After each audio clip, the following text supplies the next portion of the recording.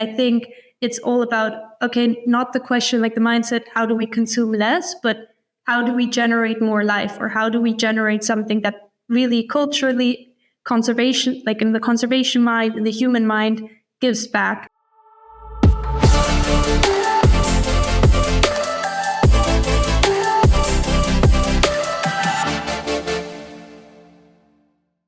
Welcome to the Future of Hospitality. I am your host, Arjan Eikelenboom.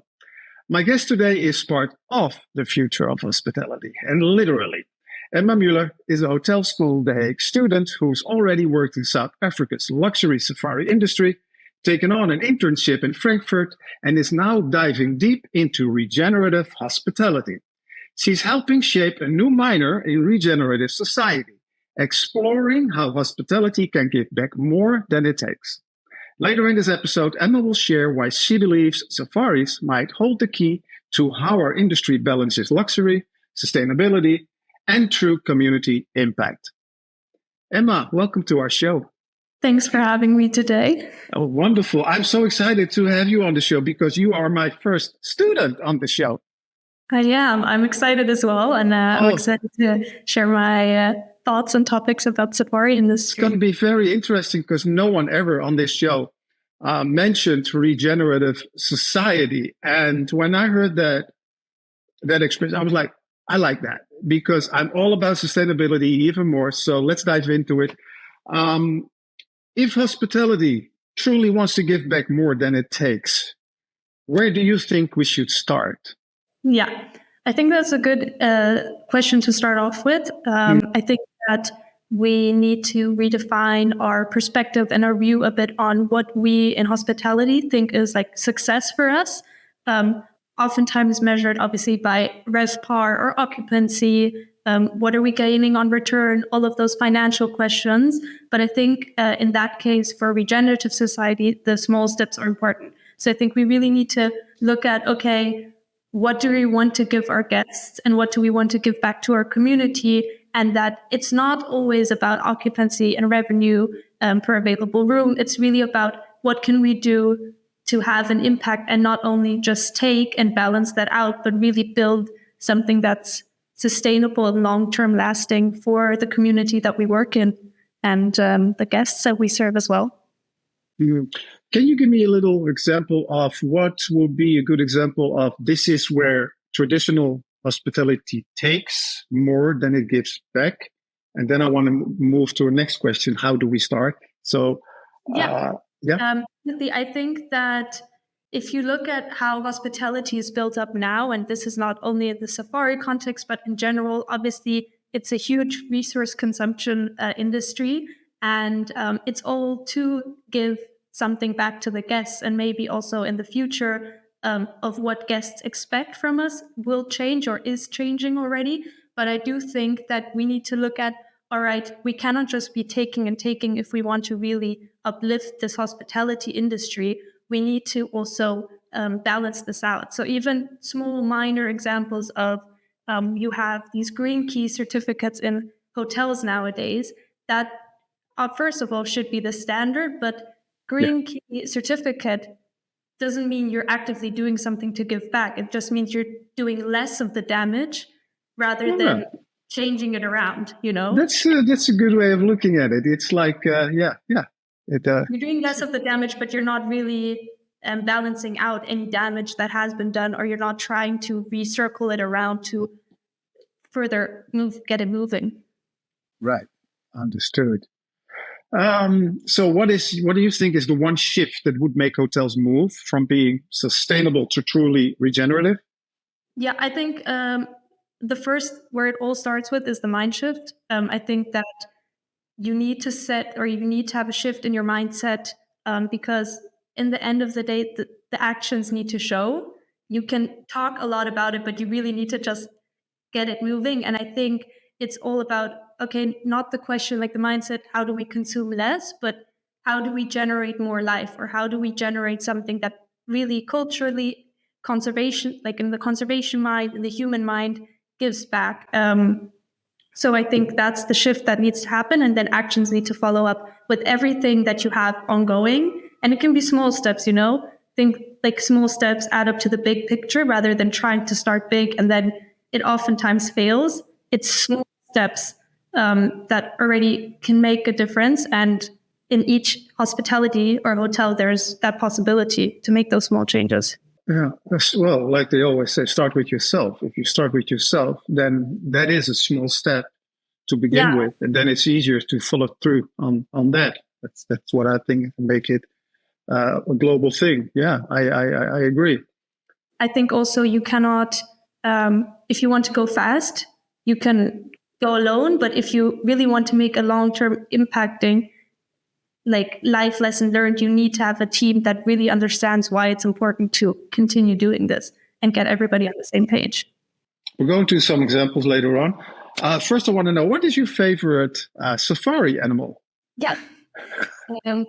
Interesting. I mean, there's a lot of wonderful animals out there. I believe so. I think for me, the most inspiring one is a rhino. It's very hard to see nowadays in the nature because of its extinction. But I do think that it's beautiful. It's so majestic and powerful.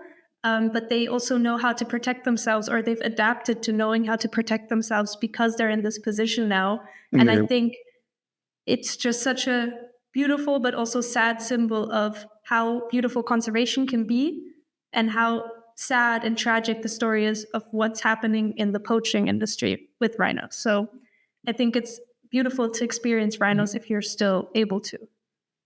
Oh, yeah, I fully agree. It's very fragile ecosystem with us humans around. Yeah, there can be quite some impact. That's true. Yeah. No, it's very serious indeed. What is can you come with a word to describe? Because South African hospitality, is that different? Do you have a word for it? I think if you would ask within South Africa, there's this one classic thing that stands out. They call it Ubuntu. It's a word that comes from Zulu. It's in the South African culture. It means like I am because we are. Okay. And I think if you would translate it into the English sense, compassion is a good word because South African hospitality is so genuine and it's so uplifting and it really cares deeply.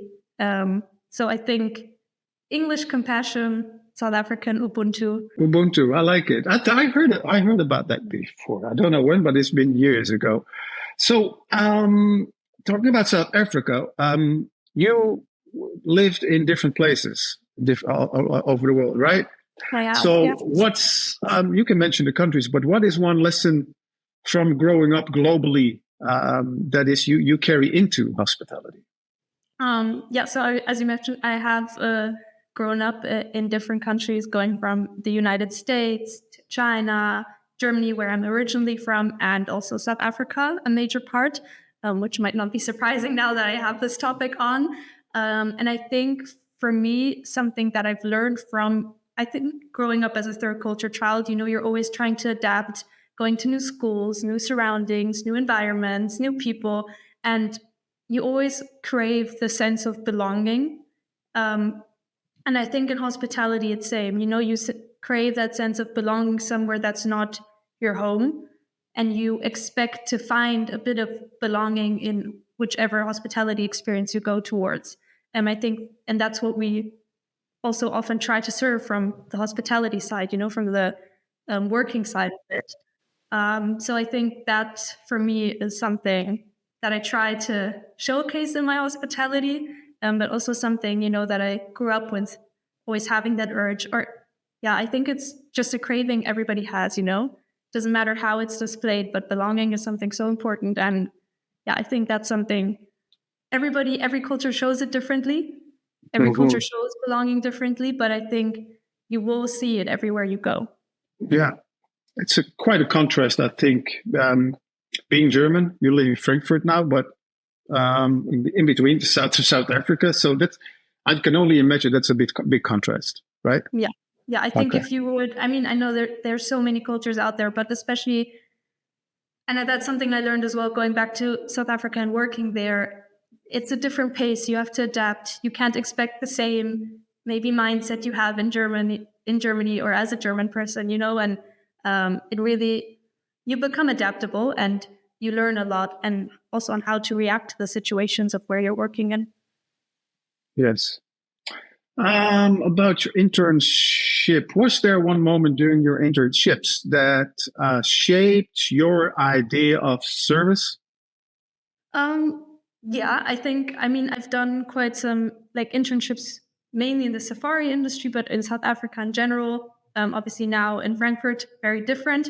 But I think for me, one of the most outstanding experiences of service was also during the Safari Lodge. You have so much time and space to create personal interactions for the guests and really create these lasting memories. And just, it's a small example, but we had guests that were on their honeymoon, and we had friends reach out via email saying they would like to organize a small something for these guests, as like, welcome to your honeymoon trip. So the guests were on game drive, and then I knew that their favorite cocktails was Bloody Marys, and I had this personal handwritten letter from their friends.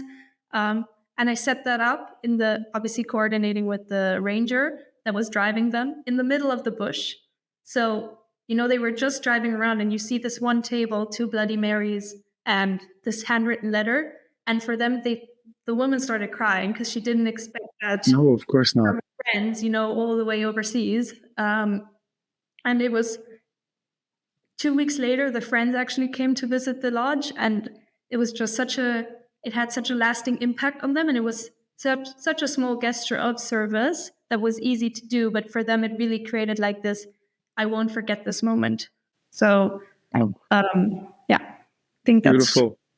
Well, that was my second question, but maybe you explained it already. I'm going to ask it anyway. What's the most unforgettable guest interaction you've seen during a safari? Was that this one? I feel like there's so many guest interactions that come up. Obviously, this was something that I remember a lot because it was really like involving me. But even guest interactions between staff and the guest, safari is really an industry that you take time to go there. It's not fast paced. You really take the peace and the quiet, and you have no time feeling. And having these guest interactions, like the best thing is when they come back from their game drives and they're so happy about every small thing they've seen out there in the nature that they didn't expect to see, and them proudly experiencing and sharing those stories. I think those are daily guest interactions you have that are, every time it happens, it's amazing. It's really... I can only imagine that is one of the aspects, perhaps even, that makes this industry, this safari industry in particular, so exciting, because people come back with an amazing experience. I can bet almost everyone, and you get to share that experience every time with them. So that must be rewarding. That's the word I think that I'm looking for. It's rewarding, and it's also them sharing their joy about.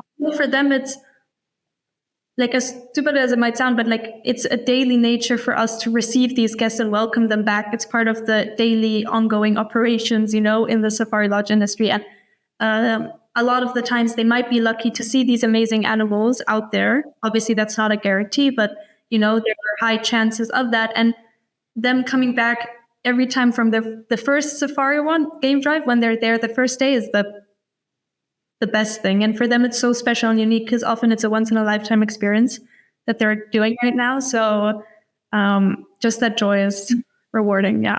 Well, I'll put it on my list. I haven't done it yet. It's on my list for quite a while, but it's there. It's there. Eventually. How are safari lodges balancing luxury with sustainability today? Yeah, I think that's a big topic. It's an uprising topic, especially because a lot of safari lodges that weren't built yesterday. They've been there for quite a while. And so they are obviously in the process of transforming to offer that luxury, because it is oftentimes, I want to say, like, expected, or it's part of the market standard nowadays. But at the same time, you have also new lodges or lodges that are being renovated. They adapt, I want to say, the luxury feeling into the eco-consciousness of the surrounding. So they'll adapt conservation-wise to the surrounding. It's not anything outstanding you see in the middle of like in the nature park.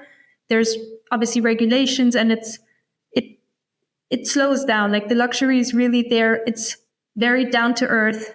It's minimalistic luxury. It's not, you can't expect like maybe in Las Vegas, these high story buildings or anything. It's just tranquil. It's adapted to the nature. I think that's like where the luxury part comes in. It's obviously high quality often, but it's very blending into the environment.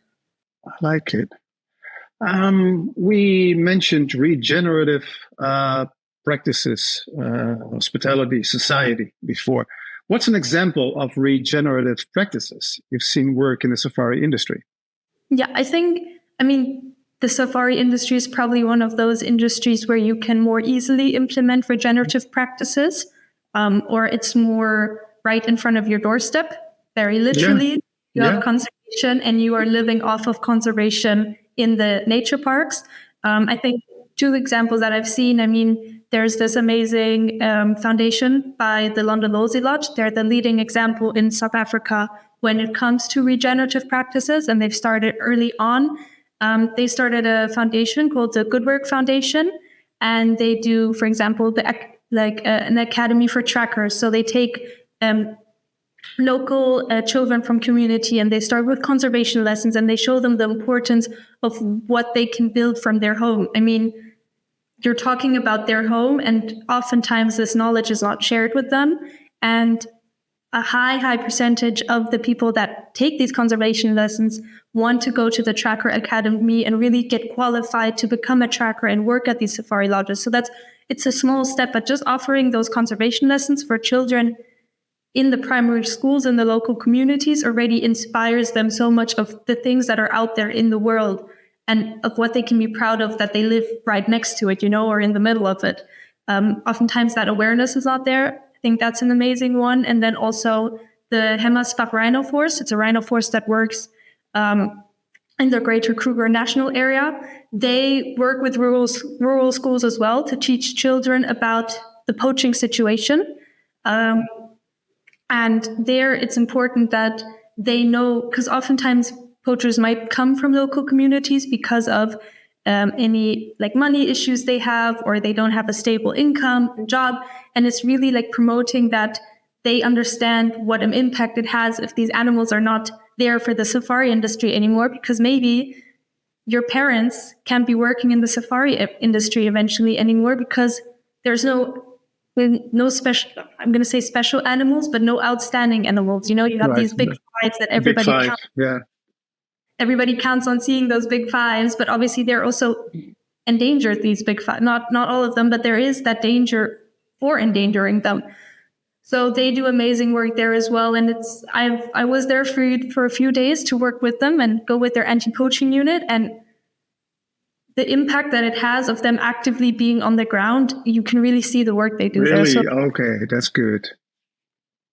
And all leads back to the safari industry and what the safari industry thrives on and lives back on. How do you see the local community responding to these initiatives? Are they being embraced? I can only imagine they are, but what is your... I mean, it's a generational thing. It really depends on which generation you're approaching, because you might have an older generation that has been there for years and years, and they've gone on their daily, jobs and commutes to work, and they might not see this impact yet because it's hard to change something that's already been set in place and a mindset for years and years because they didn't know better. So it's a generational thing. If you go to the primary schools and the local, like the schools where there's children and they're all open and they love having these experiences and even taking them on a game drive and showing them the animals because that's their full right to do so. They live there. It shouldn't only be for the guests coming to these safari industries, but actually the local communities that work there. And they get so excited, and it's so special for them. You wouldn't, like safari lodges that also take their staff on game drives. That's a mandatory, because you cannot have staff working at a lodge and you have these guests coming back and sharing all their amazing stories, and the guests assuming, they've been on these amazing safari drives themselves, because of course, why would they have not? It's just in front of the door. And then they actually haven't. I think there's a big difference, and it shows which Safari Lodge is really working with their staff and embracing it, or just being there for the guest. So the lodges you mentioned, because it's all local lodges. I mean, working with the community, and it's only recently. I mean, this is becoming a thing. What about the big brands that we all know, the big names? They haven't been part of the development at first, but they are slowly entering this industry, this fragile industry. Let me put it that way. So, what happens when big brands enter a safari market without local connections? Yeah, I think it's interesting you bring this up because it's not really, I think, known yet. It's not out there that big yet. But obviously, there are. The biggest example to give now is Marriott. They opened their first one in 2023. They're up in the Masai Mara and Serengeti area, so around Kenya and Tanzania. And they're coming in with like the Ritz-Carlton Autograph Collection and creating safari lodges in a place where they have no background or knowledge of. They're coming from this big franchise chain brand, and what happens, or the danger that is there, one obviously is, are they building the safari lodge where it should be located? There's been some discussions about that as well. Are they in the way? You have the Great Migration, which is a very, very big touristic popular demand up there. Are they in the way of that where they're building? There's been some discussions about that, but also now you have brands that have no ties to the local communities, no ties to the culture that's actually coming from there. And it's dangerous because it's dangerous for the local lodges because they bring a big customer demand and they are well known in, let's say, the United States. The United States is a big customer segment of safari lodges. I understand from a customer perspective, you are going to choose a brand you've heard of and you see yourself in and you represent yourself in, but it's dangerous because there's a big gap that can be caused because they're lacking of local knowledge, they're lacking of, authenticity, and really having these deep ties to the culture. And if you link it back to regenerative society, just have a look on the website. If you have a look at the website itself, there is not a single word lost about sustainability and conservation and things that are really important in that area. And it should be. Okay, so that should be the first thing that needs to happen is bringing awareness to these big brands. And so when they enter the market or they want to have exposure, that they are in that market, they need to at least mention these important things on their website. And they need to,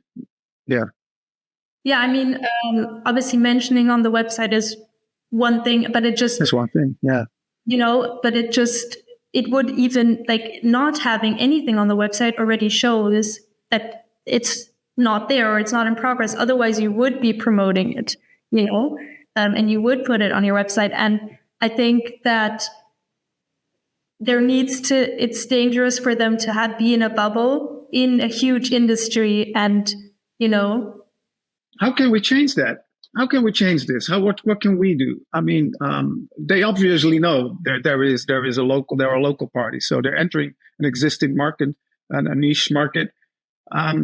What is it that we can do or help them? I think you can't prevent these brands from coming because they've seen the opportunity there is just from a business side of view. They've seen the opportunity there is in this niche industry, in this luxury industry as well, and the demand that's been there. So I don't think there's a way of blocking them off. And obviously from a business side of view, that's not how things work in this life.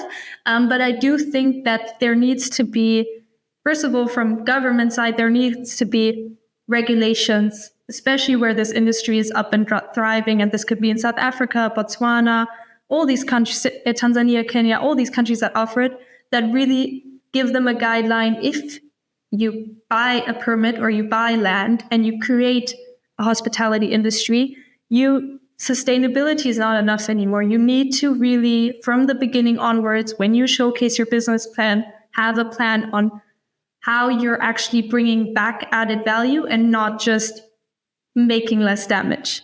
So I think that's something that really needs to be set, and spreading awareness. I mean, there's been activists as well, and those are small things, but it has caused a wave in the media, and it's actually made people notice, oh, Marriott, for example, this is one example, there's Four Seasons and other brands as well, but have entered the safari market.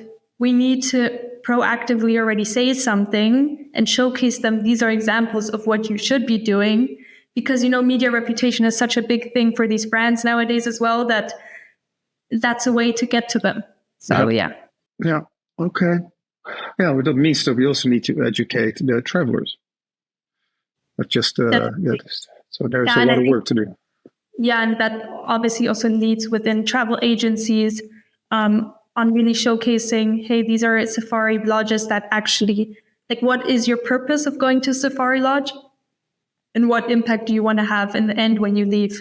I think if a consumer, a traveler, is going to explore options, and once you start exploring, you will hit a website here and there where they talk about giving back, being sustainable.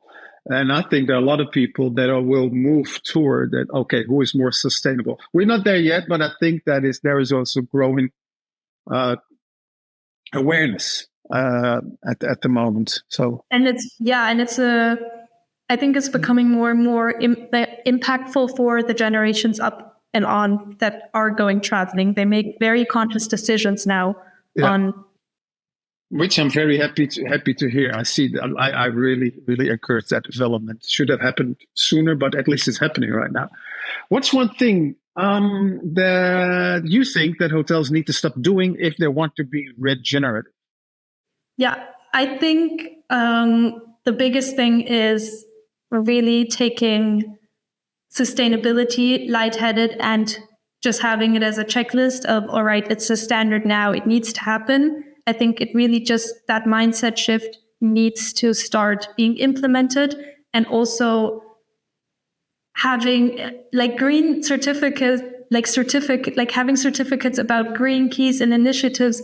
It's good to have, it's a nice thing to have, but it shouldn't be something you're promoting yourself with anymore. You should really start that change and now actively say, with every step we make and every choice we make, from if it's storytelling, if it's supply chains, how is this helping that we help something thrive instead of making that less damage? So every choice needs to be questioned. That really only happens if somebody proactively keeps on saying, all right, which impact does this have? Okay, if we need to do this, what are we doing on the other side that has a plus to it? What balances it out? So, yeah. What is the most successful sustainability initiative that you've seen in action? I think that's a good question. I think just from a very simple one, there's a safari lodge in South Africa that was close to where I worked, and they basically every water that was taken, so every water consumption they had, they really tracked that rigorously. And I mean, water's such a big thing, but it's very small in the view of how an operation works. But when they tracked the water rigorously, and the water came from local communities, they made sure that that same amount of water that was taken, the local communities around them had access to. So they built up water accessibility points or water pumps that were not there beforehand, and were able to track back how much water they were able to give back. Okay. Yeah. And I know you're taking a resource and taking it again, but at least you're creating a cycle where you're ensuring that the communities that you're taking the water from still have further access, because these communities don't know how to get access to this water and don't even know at the beginning that you're taking it from their pumps, or from their underwater system. I think groundwater system. the word cycle, you mentioned the word cycle. I think that's the key word. There needs to be a cycle. Whether you recycle or cycle, as long as that cycle is going, then you're on the right track. In that situation, you can even further improve it by actually building. It's not possible in this context of safari industry, but in any other context. For example, you could make sure that you give back or you grow wetlands in wetland areas. So there's how does that work with energy production? In these, because where do they get their energy from? It pops up. I just want to see what these lodges are doing, because I can only imagine, hey, there's plenty of sun here. Let's use solar energy. So solar panels are becoming more and more of a thing. It's hard depending on obviously which year you're which season you're in, and also which angle the sun hits those panels. But on the other side, in South Africa, it's quite a big topic because you have electricity cuts. You have load shedding, what it's called, and you have hours. This can be on a daily base, a weekly base, depending on how little electricity is left for the country. They cut off certain hours. And this happens everywhere. So this happens in Cape Town, Johannesburg, in the safari industries. Certain provinces will be cut off for electricity. Can be 3 hours, can be 6, 7, 8 hours a day. And it's to balance out the electricity need in the country. And during that time, a lot of safari lodges have generators, but generators, as we know, are not available. So how can you reverse that? You need something like solar panels. And I think technology and access to technology is something that also needs to be taken into that industry, because obviously it's a huge cost of implementation and you need to have that access to technology. But I think it's something that needs to be or is upcoming, because a lot of lodges realize, all right, if we have these guests, you can go some hours without electricity, but it's also a service you're offering. And you cannot say you're getting the electricity from generators, because that's not the way to do it. Obviously, there is a backup generator, but there needs to be something else that you're showing your guests you're getting the electricity from in this way. Yeah. I would say to the big brands, make it mandatory that make sure you create your own energy. Maybe you can share it with the community. I've seen these initiatives years ago when I was working in solar energy myself. That's why I asked the question. And I've seen these solar energy initiatives in Africa. One of them is Solar Sisters, where they bring solar energy into homes where there is no electricity. So that's why it came to mind, because I was like, how can we make that a give back thing? But there's a lot to do. That we are really in an early stage. That's talking about that we use the word sustainability a lot. Is that an outdated word, or do you think, hey, no? I think it's the way we use it. I don't think it's outdated, because we haven't really gotten to the point yet where we can say we are 100% sustainable in everything we do. I think it's just it's difficult using the word sustainability for every small action that is done. And I think it needs to be used wisely. Same with regenerative. Are you sure it is regenerative? And how can you back it up? I think it's of how we consume the word a bit. So I do think it's still a hot topic, because it has to be. And then if that word were gone, we'd have another problem. But it's of how we can back it up when we use it.